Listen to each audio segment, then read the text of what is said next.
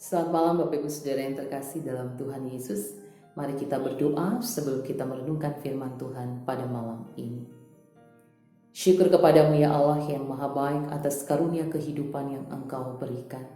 Ketika firman-Mu akan kami renungkan, tolonglah kami dengan Roh Kudus-Mu, agar hati kami beroleh pengertian yang benar, sehingga di dalam tuntunan-Mu kami dapat melakukan segala kebaikan kehendak Tuhan dalam hidup kami hari lepas hari. Amin. Saudaraku yang terkasih di dalam Tuhan Yesus, Matius pasal 19 pada ayatnya yang ke-16 sampai ayat yang ke-22, kita renungkan dengan tema, Tuhan ajarlah kami untuk mengikut-Mu. Bagaimana perasaan kita ketika 3 hari ke depan kita akan meninggalkan bulan Oktober 2020? Bagaimana perasaan kita dapat melewati bulan ke-10 di tahun 2020 ini, tahun yang dimana syarat dengan begitu banyak kejutan dan tantangan. Tentu ketika kita dapat melewatinya, terutama dalam situasi pandemi COVID-19, menyadarkan kita kembali akan keterbatasan diri kita sebagai manusia. Betapa kita adalah manusia yang lemah, manusia yang rapuh, dengan segala daya dan kekuatan yang kita miliki, berhadapan dengan situasi yang menunjukkan keterbatasan dalam diri kita, tentu akan semakin membawa kita di dalam sebuah penghayatan akan arti kehidupan kita sebagai manusia. Berhadapan dalam situasi pandemi COVID-19 ini, kita kemudian menjadi merenung bahwa ternyata segala sesuatu yang kita anggap penting dan berharga dalam hidup ini, harta, kekayaan, kehormatan, status sosial, jabatan, pendidikan, dan sebagainya, hanyalah bersifat sementara atau bersifat fana. Ada yang baru saja dinyatakan positif COVID-19. Selang beberapa jam, ia mengalami kematian, menyisakan kepedihan kepada keluarga, ketika tidak begitu panjang waktu mereka dapat bertemu untuk dapat bercakap, untuk dapat bertanya keadaan dan sebagainya. Tetapi ada juga yang mampu untuk bertahan hidup ketika ia harus berada dalam isolasi yang cukup ekstra dan ia membutuhkan alat bantu pernapasan, tetapi ia tetap dapat bertahan hidup. Banyak kesaksian yang menunjukkan dari pasien COVID-19 ini bahwa ketika mereka mengalami isolasi mandiri, merenungkan tentang arti hidup ini, tentang bagaimana kehidupan yang telah dijalani, dan bahkan dalam sebuah kerinduan semakin mendekatkan diri dengan Tuhan. Karenanya saudara-saudaraku, mari kita bertanya, apa yang paling penting dari hidup? Apa yang paling dibanggakan dalam hidup ini? Orang muda yang pulang dengan hati yang sedih, sebagaimana dituturkan oleh penulis Matius, mengingatkan kita bahwa hal yang paling tragis dalam hidup ini adalah apabila kita lebih mencintai benda daripada mencintai manusia. Kesedihan orang muda ini lahir karena Yesus menantangnya untuk menjual seluruh harta bendanya dan membagikannya kepada orang miskin.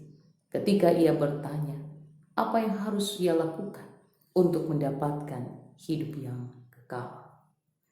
Harta benda dan kekayaan telah menjadi sumber kesenangan dan kenyamanan baginya. Hatinya begitu kuat telah terbelenggu dengan segala sesuatu kenikmatan yang telah ia terima dari harta benda dan kekayaan itu. Ia tidak mampu menerima tantangan ini karena ia lebih mencintai dirinya sendiri dibandingkan mencintai orang lain, yaitu mereka yang membutuhkan kasih, kepedulian, dan perhatiannya. Hatinya beku untuk berbagi berkat dengan orang-orang yang betul-betul dalam konteks sebagai orang-orang yang miskin, mereka yang lapar, mereka yang haus, mereka yang telanjang. Kesedihannya menggambarkan kepada kita bahwa harta benda dibandingkan sesama manusia, apabila itu jauh lebih diutamakan, tanpa disadari, mereka yang melakukannya adalah mereka yang telah membelakan Yesus. Artinya bahwa jika sesuatu yang sulit untuk ditinggalkan dalam hidup ini, harta benda dan kekayaan, seperti orang muda ini, namun ia memilih untuk tidak menerima tantangan karena ia mengutamakan segala sesuatu sumber kenikmatan dan kenyamanan yang ia miliki, maka tanpa disadari orang-orang yang demikian telah berjalan membalakan Yesus. Mengapa? Sebab mengikut Yesus itu sama dengan melayani sesama dalam kebaikan dan kemurahan, sebagaimana Kristus yang telah mati bagi kehidupan manusia yang berdosa. Saudaraku, kefanaan hidup kita di dunia ini betul-betul akan berlalu. Tak ada yang abadi di dalamnya.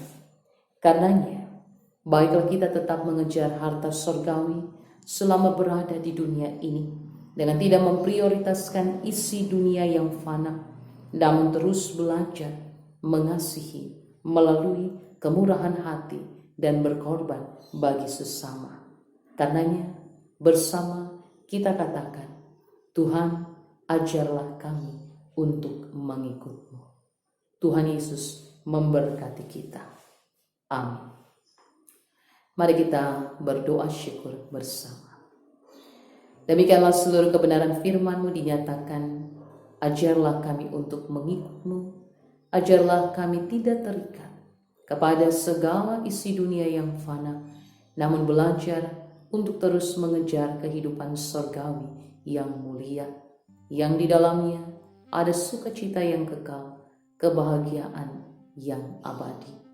Oleh sebab itu, biarlah Tuhan menuntun kami agar di dalam memaknai firman-Mu kami dapat mampu kembali meneruskan hidup dengan tetap belajar melakukan segala kebaikan dengan memiliki kemurahan hati kepada orang-orang yang membutuhkan. Kami dimampukan hanya oleh karena kekuatan, pertolongan kasih, dan berkat Tuhan Yesus. Amin.